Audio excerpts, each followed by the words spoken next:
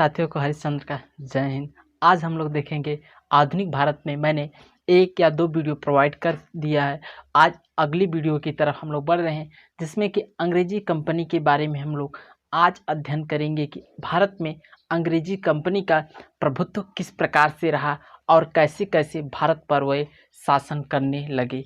इस कहानी को देखेंगे। हालांकि मैंने अंग्रेजी कंपनी के बारे में थोड़ा बहुत इंटरव्यू पहले ही वीडियो में दे चुका हूं, तो आज उसी के आगे मैं बताने का प्रयास करूंगा। तो साथियों देखिए, यहाँ पर है क्या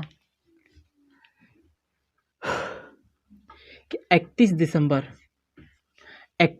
सन 1600 में 31 दिसंबर सन 1600 में महारानी एलिजाबेथ ने कुछ company British east India company को पूर्वी देशों में मतलब कि वो यूरोप में है, तो भारत कहाँ पर है? पूर्वी देश में। तो महारानी एलिजाबेथ ने पूर्वी देशों में कंपनी को 15 वर्ष का फरमान बोला जाए तो एक तरह से फरमान न बोल करके ये बोल दिया जाए कि 15 साल के लिए उनको एक ट्रेड बिल पास किया गया। तो मतलब कहने का यही है कि 31 दिसंबर सन 1600 में महारानी एलिजाबेथ ने कंपनी को 15 वर्षों के लिए छूट दिया व्यापार करने के लिए, वो भी पूर्वी देशों में। तो उसी समय सन 1600 में ही भारतीय शासक अकबर महान थे। आपको मालूम होना चाहिए कि 1600 में अकबर थे, चूँकि 1605 में अकबर की मृत्यु हो जाती है। तो पेपर में प्रश्न आ जाता है कि जब British east India company Bharat की तरफ चली थी, तो उस समय ब्रिटेन की रानी या महारानी कौन थी? तो उसमें कौन थी? महारानी एलिजाबेथ थी। और उस समय भारतीय शासक कौन थे? अकबर थे। और कब चली थी? 31 दिसंबर सन 1600 में। लेकिन यह 15 वर्ष, सिर्फ 15 वर्षों के लिए ही पारित हुआ। यह धीरे धीरे 15 वर्ष बढ़ाते गए कंपनी और भारत में शासन करती गई। फिर एक समय ऐसा आया कि प्रभुत्व ही अपना लिया। यहाँ पर ब्रिटिश ईस्ट इंडिया कंपनी पूरा शासन ही करने लगी भारत में। वो आगे की बात हम लोग देखेंगे। फिर 1603 में महारानी एलिजाबेथ की मृत्यु हो जाती है। 1603 में महारानी एलिजाबेथ की मृत्यु हो जाती है। तब वहाँ के राजा या महाराज राजा बनते हैं, जो कि जिसका नाम क्या था? जेम्स प्रथम था। जिसका नाम क्या था? जेम्स प्रथम था। तो वहाँ के महाराज बनते हैं जेम्स प्रथम 1603 ईस्वी में। 1603 में उनकी मृत्यु होती है रानी की। महाराज जेम्स प्रथम राजा बन जाते हैं। इनके बारे में कुछ फैक्ट हैं, इस चीज़ को देख लेंगे। जेम्स प्रथम ने कैप्टन हॉकिंस को सन 1608 में भारत में फरमान जारी करने के लिए या कुछ रियासतें लेने के लिए, कुछ व्यापार की छूट मांगने के लिए कैप्टन हॉकिंस के द्वारा एक पत्र को भिजवाए। किसके दरबार में भिजवाए थे? वे अकबर के दरबार में भिजवाए थे। लेकिन कैप्टन हॉकिंस के यहाँ आने पर अकबर की मृत्यु हो चुकी होती है। सन 1608 में कैप्टन हॉकिंस अकबर के दरबार में आने के लिए चलता है वहाँ से, लेकिन उसके अकबर की मृत्यु हो जाती है सन 1605 में ही। अकबर की सन 1605 में मृत्यु होती जाती है। जब अकबर की मृत्यु हो जाती है तो राजा जहांगीर बन जाता है। इस प्रकार से जो कैप्टन हॉकिंस था वह अकबर के दरबार में न पहुंच करके जहांगीर के दरबार में पहुंच जाता है, क्योंकि अकबर की तो पहले ही मृत्यु हो चुकी होती है। तो कई बार पेपर में प्रश्न आ जाते हैं कि जो जेम्स प्रथम थे, 1603 में राजा बने थे, महाराज थे, वह किसके नाम पत्र लिखे थे? तो वह किसके नाम पत्र लिखे थे? अकबर के। लेकिन किसके नाम पर, किसके दरबार में वो पत्र पहुंचा था? तो जहांगीर के दरबार में। और ये भी प्रश्न पूछा जाता है कि कैप्टन हॉकिंस किसके दरबार में गए थे? जहांगीर के दरबार में। अब कब गए थे? सन 1608 में गए थे। इस प्रकार से इस कहानी की ये इसी जगह एंड हो जाती है। फिर आगे उस समय जो कैप्टन हॉकिंस था दरबार में गया, वहाँ पर से कुछ आज्ञा लिया। आज्ञा लेने के पश्चात में सन 1608 में ही सूरत करीबी वाला एरिया, सूरत में एक फैक्ट्री लेने का बिल या तमाम प्रकार से बिल या कंपनी स्थापित करने या फैक्ट्री स्थापित करने का आदेश ले लिया सन 1608 में सूरत में। इस प्रकार से जो अंग्रेजों की प्रथम कंपनी थी कहाँ पर बनी, सूरत में बनी। लेकिन ध्यान देने योग्य बात है कि इसके संबंध में कभी कभी मसूलीपट्टनम में आता है। वो क्यों आता है, किस प्रश्न पर आता है, ये ध्यान दीजिएगा आप लोग। सन 1608 में तो इसका निर्माण कार्य शुरू हो गया था, लेकिन 1608 में कुछ ऐसा हुआ कि ये 1608 में तो निर्माण कार्य निर्माण कार्य इसका शुरुआत था, लेकिन उसके पहले ही मसूलीपट्टनम में 1611 में यह बनकर के वहाँ फैक्ट्री तैयार हो गई। शुरुआत तो सूरत में हुई, सन 1608 में शुरुआत हो गई, लेकिन सब बनकर उसके पहले ही मसूलीपट्टनम में इसकी दूसरी फैक्ट्री तैयार हुई। तो यह पूछा जाता है कि सर्वप्रथम कौन सी फैक्ट्री बननी चालू हुई थी, तो सूरत वाली, और कौन सबसे पहले बनकर तैयार हो गई, तैयार होने वाली बात होगी तो मसूलीपट्टनम आएगा। क्योंकि साथियों सन 1611 में मसूलीपट्टनम की फैक्ट्री बनकर तैयार हो गई, जबकि जो सन 1608 वाली थी, सूरत वाली थी, वह सन 1613 में बनकर तैयार होती है। सन 1613 में बनकर के सूरत की फैक्ट्री तैयार हो जाती है।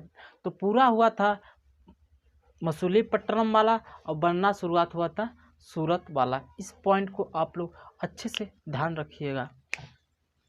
इसमें कुछ बेड़ बाड़ पड़ गया था राजाओं के द्वारा, इस कारण से इसमें एक युद्ध भी होता है। चलिए उसको आगे बताएंगे कभी वक्त रहेगा तो। सन 1615 में सर टॉमस रो ने सन 1615 में सर टॉमस रो, पहले सन 1608 में कैप्टन हॉकिंस, फिर 1615 में सर टॉमस रो भारत आया था, वो भी जहांगीर के दरबार में एंट्री लिया था। इस पॉइंट को आप लोग अच्छे से याद रखें। कई बार पेपर में पूछा ये भी जाता है कि किसके दरबार में आया था, सर टॉमस रो किसके दरबार में आया था, या कैप्टन हॉकिंस किसके दरबार में आया था, और कब आया था। कभी कभी स्टूडेंट सस्पेंस हो जाते थे हैं कि पहले कैप्टन हॉकिंस आया या सर टॉमस रो आया। तो ये अच्छे से याद रखिएगा, कैप्टन का पहले आ रहा है, रो बाद में आ रहा है। कैप्टन हॉकिंस सन 1608 में ही आ गया था, जबकि टॉमस रो बाद में आया था, सन 1615 में ईस्वी में आ गया था। उसके बाद हम लोग आगे बढ़ते हैं इसी क्रम में। तो हमारे पास सन 1632 में गोलकुंडा के शासक, यानी गोलकुंडा यहाँ पर दो था, हैदराबाद और गोलकुंडा, हैदराबाद गोलकुंडा जो कि दक्षिण भारत में है। तो वहाँ पर गोलकुंडा के शासक ने, जो अंग्रेज थे, उन्हें फरमान जारी कर दिया, यानी सुनहरा फरमान जारी कर दिया। सुनहरा फरमान मतलब बोलने का यह सेंस है कि वहाँ पर उनको अवसर दे दिया कि हमारे यहाँ आप आइए, व्यापार करिए थोड़े ही पैसे में, यानी कुछ लिया था रियासत और दे दिया था। और एक बंदरगाह था वहाँ पर, जो गोलकुंडा था वहाँ के क्षेत्र को दे दिया था, बल्कि उसके कुछ पैसा लिया था, लेकिन वो पैसा नाम मात्र के था। तो सन ये याद रखिएगा अच्छे से, सन 1632 में गोलकुंडा ने सुनहरा फरमान जारी किया। आगे की बात आती है, एक फरमान और जारी हुआ था सन 1717 में। सन 1717 में फरमान दो ही बार जारी हुआ है, देखेंगे 16 दूना 32, 16 याद कर लेंगे ऐसे, 1632 में और एक 1717 में, दो बार फरमान जारी हुआ। सन 1717 में यहाँ पर मैंने नोट भी किया है, सन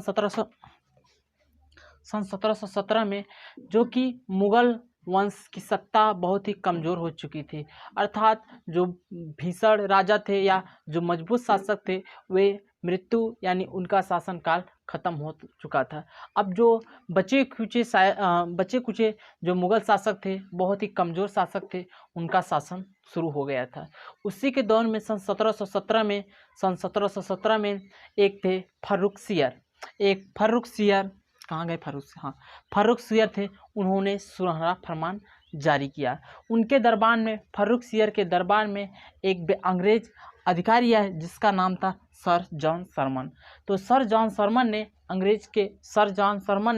जो कि अंग्रेज थे, वह फर्रुख सियर के दरबार में जाते हैं और उनसे कुछ रियासतें ले लेते हैं, यानी कुछ सुनहरा फरमान के रूप में कुछ लेते हैं। वो फरमान में किसको किसको लेते हैं, बंगाल को ले लेते हैं। बंगाल को मात्र बंगाल में वे व्यापार करेंगे खूब अच्छी तरीके से, कुछ ही रुपयों में, मात्र 3000 रुपये में ही उन्हें व्यापार करने के लिए छोड़ दिया गया। कहाँ पर? बंगाल में। किसने छोड़ा? फर्रुखसियत ने। कुछ और जगह उन्हें छूट दी गई, जैसे कि सूरत में। सूरत में भी अंग्रेज़ यानी ब्रिटेन यानी कंपनी ने खूब अच्छी तरीके से व्यापार करना, मात्र 1000 रुपये में। तथा कुछ आगे की बात करते हैं तो मुंबई में भी बोल दिए फर्रुखसियत जी कि आप यहाँ पर अपना सिक्का को चला सकते हैं मुंबई के क्षेत्र में। तो सोचिए कि कोई भी शासक यदि इतनी छूट दे देता है तो वह गुलाम तो होना स्वाभाविक सी बात है। और यह प्रक्रिया धीरे धीरे अंग्रेज़ यानी कंपनी ने अपना आधिपत्य जमाते हुए चले। फिर आगे की बात हम लोग बढ़ेंगे तो सन 1661 की बात आती है। ये थोड़ी सी कहानी के आगे की थी। आप सन 1661 में आखिर क्या हुआ? सन 1661 क्यों इम्पोर्टेंट है? सन 1661 ईस्वी में इधर फ्रांस और ब्रिटेन के बीच में वैवाहिक संबंध स्थापित होता है। सन 1661 में ब्रिटेन और फ्रांस के बीच में वैवाहिक संबंध होता है। पुर्तगाल, ब्रिटेन और पुर्तगाल के बीच में वैवाहिक संबंध स्थापित होता है। वैसे ब्रिटेन और फ्रांस का कभी पता नहीं, ठीक ना। ब्रिटेन और पुर्तगाल का वैवाहिक संबंध स्थापित होता है, जो कि जिधर पुर्तगाल की तरफ से रानी थी और ब्रिटेन की तरफ से राजा महाराज जी थे। पुर्तगाल के राजा यानी जो वैवाहिक संबंध में जो राजा थे उनका नाम था चार्ल्स द्वितीय था।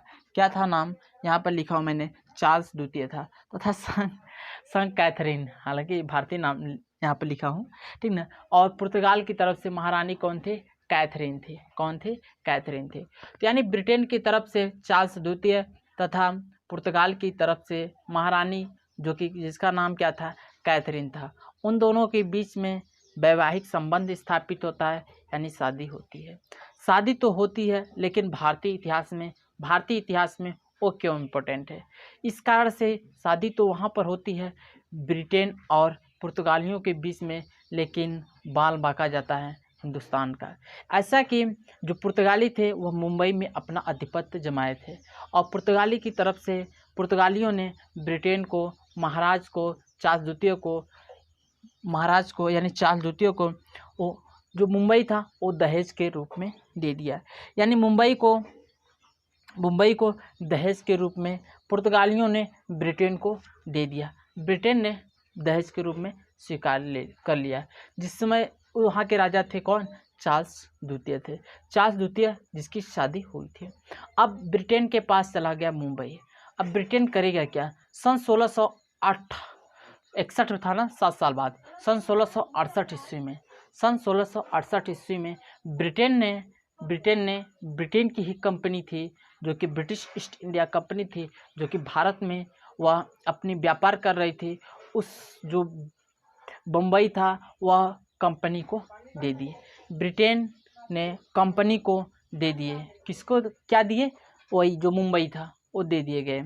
देने के पश्चात कंपनी ने कुछ उन्हें रुपए दिए, जो कि यहाँ पर मैंने 10 पाउंड लिखा है। कंपनी ने दिए ब्रिटेन को 10 पाउंड दिए। यानी जब कंपनी ली मुंबई को तो उसके बदले में ब्रिटेन को 10 पाउंड दे दिए। अब यहाँ पर शासन किसका हो गया? कंपनी का। शुरुआत तो किए थे पुर्तगाली से लिए ब्रिटेन, अब ब्रिटेन के ही फिर क्या ले लिए? कंपनी ले लिए। इस प्रकार से मुंबई पर भी अंग्रेजों यानी कंपनी का अपना आधिपत्य स्थापित हो गया। आगे की बात करते हैं तो हम लोग कुछ प्रेसिडेंसी के बारे में समझ लेते हैं। उस समय 3 स्थान पर प्रेसिडेंसियाँ महत्वपूर्ण हुआ करती थी। एक बंगाल था और एक मद्रास था और एक मुंबई थी। बंगाल था, मद्रास था और मुंबई थी। बंगाल उस समय सबसे महत्वपूर्ण केंद्र हुआ करता था, फिर बाद में अलग अलग स्थान पर भी स्थापित किया गया, लेकिन बंगाल सबसे इम्पोर्टेंट हुआ करता था। तो बंगाल प्रेसिडेंसी और मद्रास प्रेसिडेंसी और मुंबई प्रेसिडेंसी 3 प्रेसिडेंसियाँ हुआ करती थी। लेकिन हुआ क्या कि यहाँ पर कुछ फोर्ट यानी किले भी स्थापित किए गए। अब उस किलों को याद करना आपके लिए बेहद ही इम्पोर्टेंट है। किले का नाम क्या क्या है ये ध्यान दीजिएगा आप लोग। पहले किले का नाम है क्या, विलियम, फोर्ट विलियम किला, यानी जो प्रथम किला है अंग्रेजों द्वारा प्रथम किला कौन सा बनाया गया, फोर्ट विलियम किला, फोर्ट विलियम बनाया गया। कौन सा, फोर्ट मतलब किला ही होता है, फोर्ट विलियम किला बनाया गया, फोर्ट विलियम, जो कि कहाँ पर है, बंगाल में स्थित है। फिर एक आते हैं हम लोग पांडिचेरी में, जो कि फोर्ट लुई है। क्या है साथियों, मेरे प्यारे मित्रों, फोर्ट लुई किला है।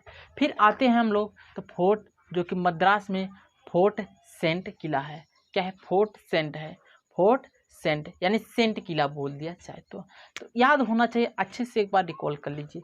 विलियम ऊपर है, बीच में कौन है, लुई है, थर्ड नंबर कौन है, सेंट है। ये तीनों याद रहना जरूरी है। इस पॉइंट को, की पॉइंट को अच्छे समझ लीजिएगा। William Louis Saint, William Louis Saint, यानी विलियम बंगाल में, फिर लुई पांडिचेरी में, फिर मद्रास में कौन गए, सेंट गए। तो इस प्रकार से यह था अंग्रेजों का भारत में आधिपत्य। फिर हम आगे आपसे अंग्रेजों के बारे में, कंपनी के बारे में बताते चलेंगे।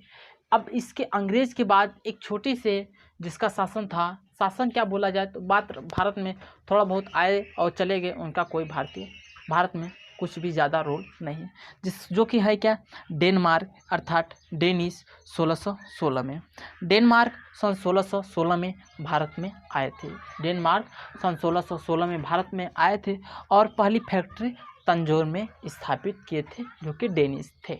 इससे बस इतना ही क्वेश्चन पूछा जाता है, अन्यथा इससे क्वेश्चन ना के ही बराबर ही पूछा जाता है जितना अंग्रेजों से, पुर्तगालियों से, फ्रांस से पूछा जाता है। तो साथियों, हम लोग अभी तक पुर्तगालियों को, डच यानी हॉलैंड, नीदरलैंड वालों को देख लिया, 2 लोग, और एक आज मैंने अंग्रेजों को भी ख़त्म कर दिया। आगे वाले चैप्टर में मैं फ्रांस को बताऊंगा, फ्रांस के क्या क्या कैसे कैसे रोल है उस चीज़ को देखेंगे। और फ्रांस और कुछ अंग्रेज यानी कंपनी के बीच, ब्रिटेन के बीच युद्ध होता है, जिसे कर्नाटक युद्ध भी बोला जाता है, वहाँ को हम लोग उस चैप्टर को भी देखने का प्रयास करेंगे। तो साथियों, फिर मिलेंगे आपसे नेक्स्ट वीडियो में, तब तक के लिए हमें दीजिए इजाज़त। सभी साथियों को जय हिंद।